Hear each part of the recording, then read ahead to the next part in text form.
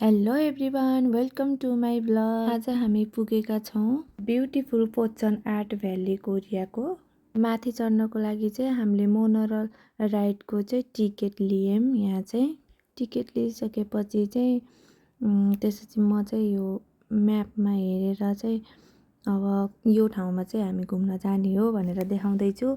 अहिले चाहिँ हामी यो ठाउँमा चाहिँ बसेको छौँ। सायद टिकट काट्ने ठाउँ चाहिँ यहाँ यतै होला भनेर चाहिँ मैले गेस गरिरहेको छु। ठ्याक्कै चाहिँ मलाई थाहा भएको छैन कुन ठाउँ हो भनेर। छोरोले चाहिँ आफ्नो बाबालाई हेरिरहेको छ। अहिले चाहिँ हामी चाहिँ यहाँबाट चाहिँ त्यो गाडीमा चढेर माथि जानको लागि जाँदैछौँ। अनि त्यसपछि यो भित्र चाहिँ हामीले एकछिन वेट गर्नुपर्ने हुन्छ त्यहाँ आउन्जेलसम्म। अनि त्यसको लागि चाहिँ हामी बस्यौँ। अब यहाँ चाहिँ पुरै बस्ने ठाउँ रहेछ। हामी चाहिँ सेकेन्डमा गएको थियौँ अनि हामी पनि बस्यौँ त्यहाँ। हामीभन्दा अगाडि चाहिँ दुईजना हुनुहुन्थ्यो। हेर्नुहोस् न कस्तो राम्रो भ्यू नि, सेम नेपाल जस्तै। त्यसपछि चाहिँ हामी यहाँबाट चढ्दै चढ्दै माथि गयौँ। अनि यही भित्र चाहिँ हामीले एकछिन फोटोहरू पनि खिच्यौँ। थोरै धेरै त होइन, अलिकति चाहिँ क्लिक गऱ्यौँ। त्यसपछि यसमा चढ्दाखेरि यस्तो स्मुथली जाने नि, एउटा त्यो हुन्छ नि यस्तो राम्रोसँग जाने।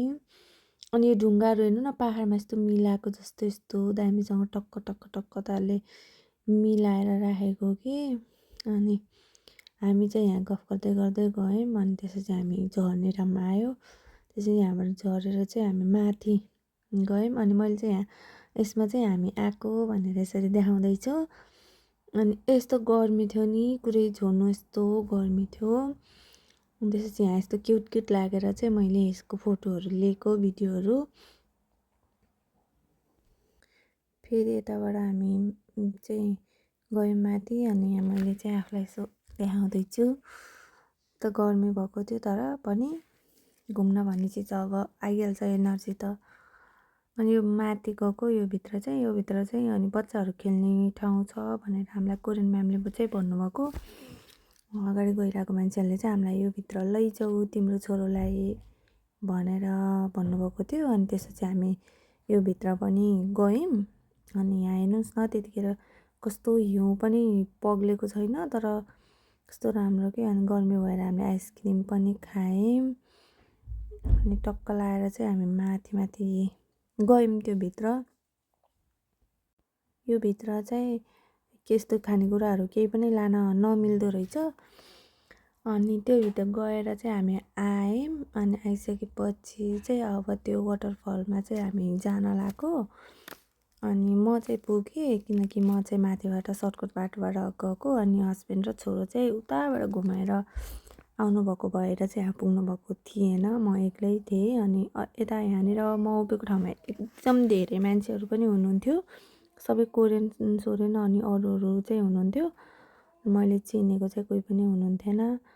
त्यसपछि चाहिँ म उहाँहरू कता जानुभयो भनेर खोज्दैछु। अनि यहाँबाट चाहिँ सर्टकट हुँदो रहेछ के, टक्क यो सिडीबाट जान चाहिँ ठ्याक्क तल पुग्ने। अनि म चाहिँ यो तलबाट जान्छु भनेर चाहिँ यहीँबाट गएँ। अनि यहाँ भिडियो बनाउने मन थियो तर यो फोटोहरू खिच्दाखेरि स्ट्यान्ड ल्याएको थिएनौँ हामीले, त्यही भएर चाहिँ त्यसरी बनाउन चाहिँ पाइनँ। जस्ट आफ्नो हातले चाहिँ भिडियोहरू बनाएँ, जस्तो जस्तो आउँछ त्यस्तै। अनि यहाँ आइसकेपछि यहाँको वाटरफल अनि क्युट नेचुरल भ्यूहरू देखेर त ओ माई गड यस्तो राम्रो लागेको नि, कति त खुसी लागेको।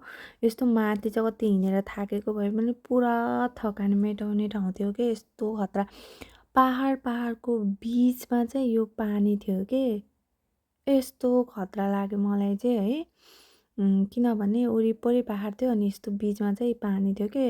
म त नेपाली भए पनि यस्तो ठाउँमा चाहिँ जान पाएको थिइनँ नि त। अनि यहीँ कोरियामा आएर चाहिँ जान पाउँदा यति खुसी लाग्यो नि, यस्तो मजा लाग्यो मलाई चाहिँ। हजुरहरू पनि खुसी हुनुहुन्थ्यो होला यो देखेर। अब यो भिडियो हेरेर भए पनि खुसी हुनु।